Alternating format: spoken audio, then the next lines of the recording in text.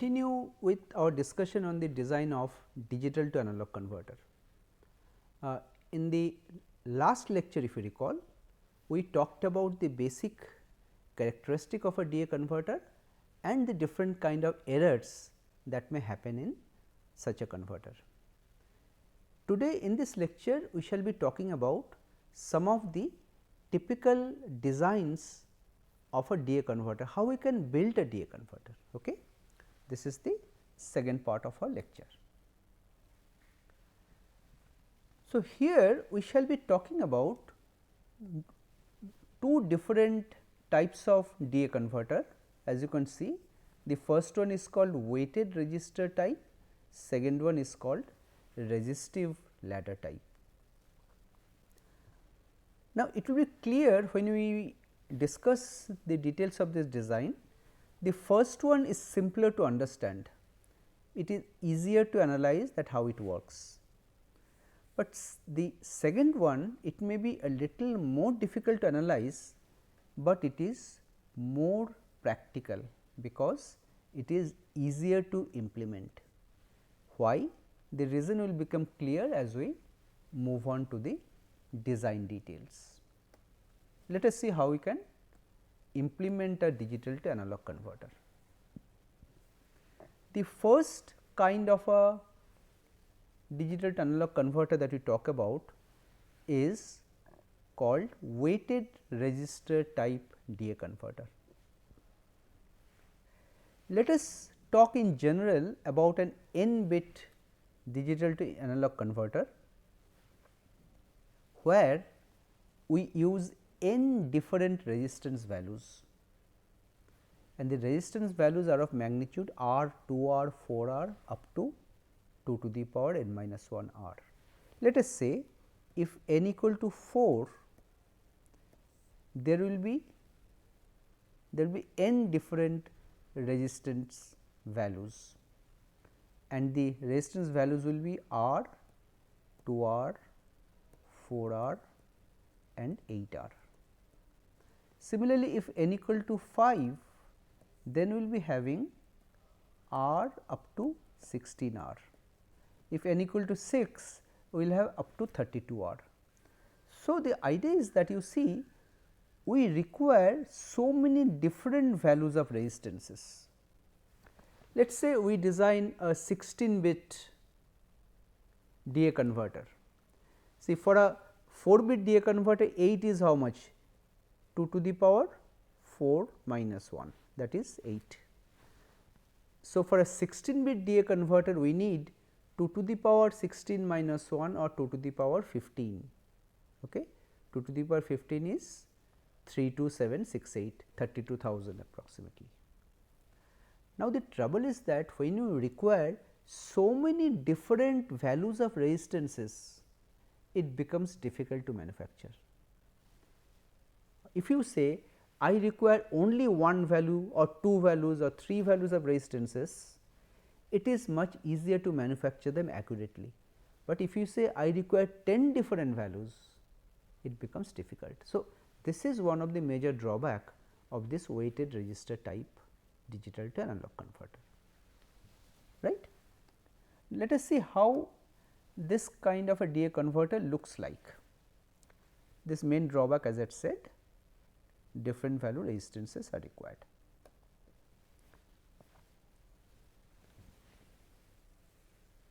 Okay, first you see this is the schematic diagram. Before explaining how it works, I will talk a little bit about this building block op amp.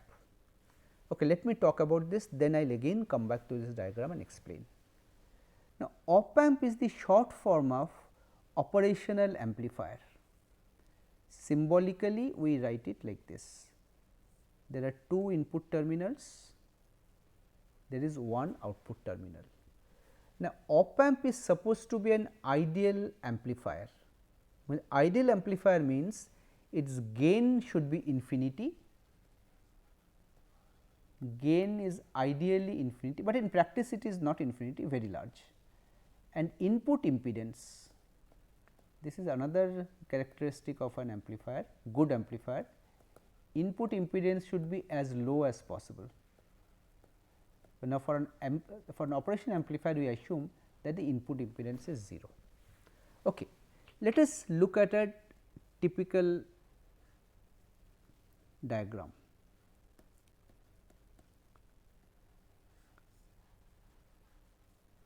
This is a typical connection of an operation amplifier.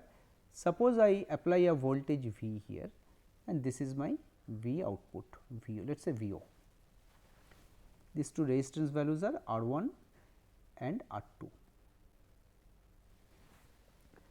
Now, because the gain is infinity and the output voltage is finite, gain means the difference of the two inputs multiplied by the gain. Because the output value is finite, the difference between these two voltages should tend to 0, because plus I am connected to ground. So, this point also should be very close to 0 volt. This is the characteristic. Now, if that is so, then if I talk about the current flowing, let us call it I 1. So, what will be the value of I 1? So, I 1 will be V minus 0 by R 1. So, V by R 1, and this current, because input impedance is 0, or so there will be no current flowing, this current will be flowing through this R 2, the current will be flowing in this direction. The same current will be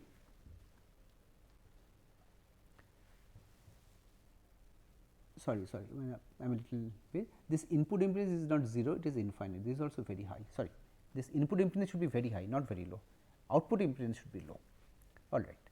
So, because input impedance is high, no current is flowing inside, the current will be flowing through R 2. So, this current I 1 will be flowing through R 2. So, how much is the value? 0 minus V 0 by R 2. So, it will be minus V 0 by R 2. So, if you solve, your V 0 value becomes minus R 2 by R 1 into V. This is the expression for the output volt, and this configuration is called inverting amplifier. Inverting amplifier configuration. Now, let us now come back to this diagram. Here this op amp has been used in the inverter amplifier configuration. Here I have used an op amp, exactly similar diagram. The plus input is connected to ground and there is a resistance R f that we have connected in the feedback from this point to the output. And in the input, instead of a single voltage, we have connected several resistances and D 3, D 2, D 1, D 0, 4 voltages. And because these are digital voltages, that can be either 0 or 1. Let us say 0 means 0 volts, 1 means 5 volts, let us say. So, because this point is at 0 volt, just like I have said, so while calculating the value of I 1, what will be I 1 here? Let us say this is R, 2 R, 4 R, 8 R. Example is given 1 kilo ohm, 2 kilo ohm, 4 kilo ohm, 8 ohm. So, the total current here will be D 3 divided by R plus D 2 divided by 2 R, the total current you have to calculate, plus D 1 by 4 R plus D 0 by 8 R. So, here the expression is written. This will be the total current flowing into here, this I 1, and this will be equal to minus V 0 by R f. So, V 0 or V out here will be, if you simplify, if you take this R outside, R f by R, D 3 plus D 2 by 2, D 1 by 4, D 0 by 8, you see the same expression. And if you just rearrange it a little bit, take 8 also outside, then this becomes just the decimal equivalent of the binary number 8. You see, for this 4-bit number, binary number, what are the weights? 8, 4, 2, 1, 2 to the power 0, 2 to the power 1, 2 to the power 2, 2 to the power 3. So, it is exactly there, you see D 0 plus 2 D 1, 4 D 2, 8 D 3. This is nothing but the decimal equivalent of the number. So, V out is becoming proportional to D, where the constant of proportionality is minus R f by 8 R. So, by controlling the value of R and R f, the exact voltage can be fixed up, but it will always be proportional, right. So, this is a very simple way to build a digital to analog converter by using different values of resistances. Now, as I said, I am just repeating, for a 4-bit number you need different weights for the inputs. So, in order to generate these weights, we are using resistances which are also multiples of 2 R, 2 R, 4 R, 8 R. So, that the current flowing through this D3 resistance is maximum. Current flowing through the D2 resistance will be half of that, D1 will be again half of that, and D0 will be again half of that. So, this resistances automatically generate these weights, and here the weighted sum is carried out, and this op amp is actually basically it is converting this current into a voltage. Okay. This is working as a current to voltage converter, right. Okay. Let us move on to the second kind of resistive ladder DA converter, which I have said is more practical. So, here also I take the example of a 4-bit DA converter. Let us see, here this D3 and up to D0, these are the 4 bits of the input, and as you can see only 2 values of resistance are required, 2 R and R. There are total of 8 resistance. So, if it is an n bit converter, the first thing is that I require 2 n resistance values. So, I need n plus 1 resistance values of magnitude 2 R and n minus 1 resistance values of magnitude R, right. Now, there is another point to note in this kind of a resistive ladder circuit. Here we are not generating a current like in the weighted resistor type we saw earlier. In the weighted resistor type, we had generated a current which is proportional to the input digital word, and the op amp was converting that current into a voltage. But here whatever we are getting here, this is a voltage, and this voltage is proportional to this digital word. Okay, before going into that how this voltage is proportional, let us talk about another kind of an op amp connection. Let me work it out a little bit. Let us look at another kind of an op amp connection. Here what I am saying is that the input voltage I am applying to the plus input, let us say I am applying a voltage V here, and the resistances are connected as previously, and this point I am connecting to ground. Let us say we have R1 here, we have R2 here, and this is V0. Now, again we have an op amp, because its gain is infinity, virtually infinite, and the output voltage should be finite. Therefore, these two input points must be approximately at the same voltage, because in the plus input I am applying V. So, here also it should be V, right.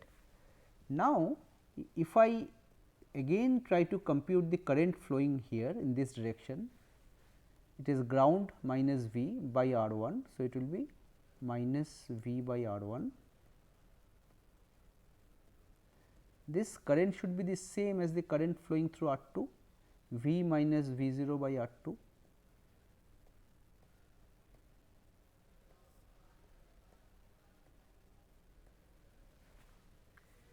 Now, if you solve this, I leave it an exercise for you. I am jumping some steps.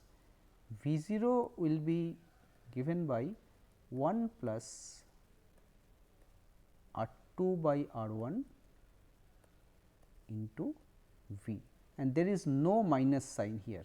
Okay. So, this is called a non-inverting amplifier. Non-inverting.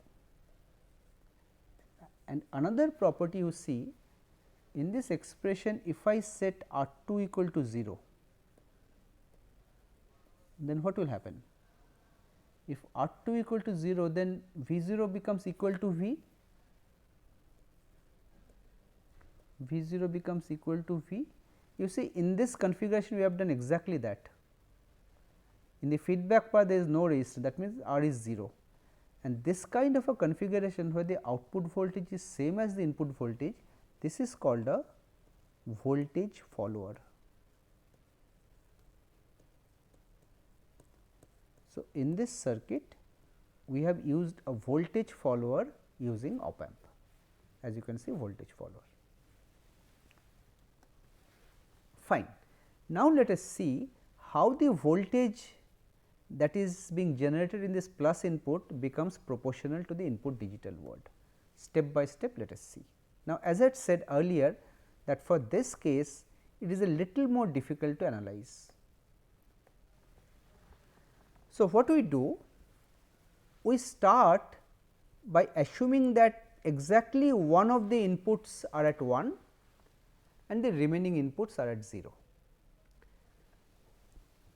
Let us say, to start with, the first case D 3 is 1, that means most significant bit is 1, others are 0, right. Let us see what will happen in this case. So, your equivalent circuit will be like this. D 3 is 1, which means it is at plus V, 1 means plus V, let us say, 0 means ground, and 0 0 0 0 0 and 0. Now, you know that two resistances from any point, if you have two resistances connected to ground, let us say 2 R and 2 R, two resistances in parallel, this is equivalent to a single resistance of value R. Here same thing will happen, you see, this 2 R and this 2 R, they are in parallel and connected to ground. So, at this point, so equivalently you have a single resistance to ground of value R. Again this R and this R are in series. So, it will be equivalent to 2 R, again this 2 R will be in parallel, there will be R, again this R and R will be in series. So, in this way it will go on.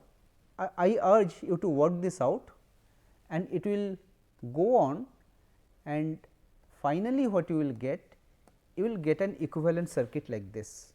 You will reach the last point plus V, a 2 R is here, and on the left side this entire network which is here, this entire network becomes equivalent to a single 2 R resistance. Again there is a voltage divider V 2 R 2 R, this is equivalent to V by 2, okay, because the total current will be V by 4 R and the voltage V x will be V by 4 R multiplied by 2 R. So, V by 2. So, you see, if the MSB is 1, most significant bit is 1, then the output will be V by 2, where V is equivalent to that 1 voltage, right. Next, let us see what will happen if the next bit is 1, next MSB is 1, 0 1 0 0. So, the equivalent circuit is this, here the next MSB, here MSB is the right hand side, least significant bit is the left hand side. So, this is the circuit. So, in the same way these two resistances are in parallel, they will be R and R in series, again 2 R, again this R and 2 R will be in parallel, R and R will be in series, again 2 R. So, you will be getting an equivalent circuit like this when you reach this plus V point. 2 R on the left, this entire circuit is equivalent to 2 R. But now, you directly cannot use this parallel calculation because you have a voltage here, not ground. At one point it is the ground, other point voltage. Here what you do, you apply something called Thevenin's theorem. This you must have studied in your school if you recall. Thevenin's theorem, let me tell you what this Thevenin's theorem says. So, I am applying Thevenin's theorem at this point, So, what it says that if you have a circuit like here you have V, ground and 2 R, 2 R, this entire thing can be replaced by a resistance and a voltage source, some resistance and a voltage source, where the resistance value can be calculated by setting all the voltages to ground. Like here we set it to ground, 2 R in parallel becomes R. So, it is R, and this voltage value will be equal to what is the voltage here if this V is applied here. So, you now again forget this ground, plus V, 2 R ground. So, at this point it will be V by 2. So, V by 2 in series with R. This is what Thevenin's theorem is. So, once you do it, again you have 2 R, this 2 R again, V by 2, 2 R and 2 R to ground. So, at the output voltage, again a resistance divider, 2 R to ground middle point. So, it will be V by 4, V x will be V by 4. So, you see earlier we said when the MSB is 1, output was V by 2, but when the next MSB 1, it is V by 4, right. So, if now the next MSB is 1, 0 0 1 0, in a similar way you combine these two, then apply Thevenin's theorem at this point.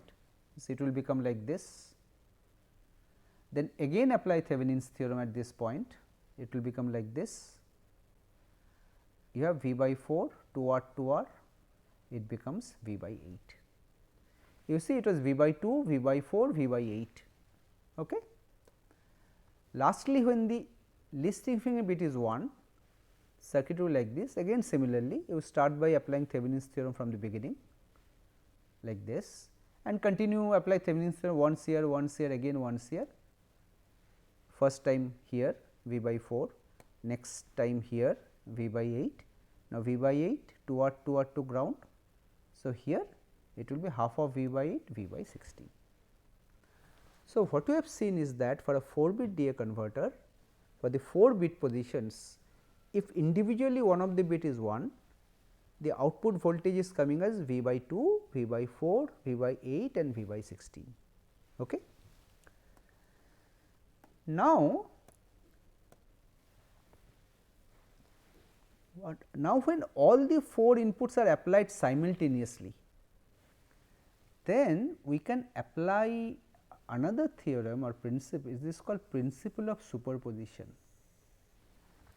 Principle of superposition applies only for linear circuits. I am not going into the detailed definition, but just remember any circuit designed using resistances, that is a linear circuit. Principle of superposition says that the total output voltage will be the same as the sum of the output voltages with respect to one of the inputs applied individually one at a time.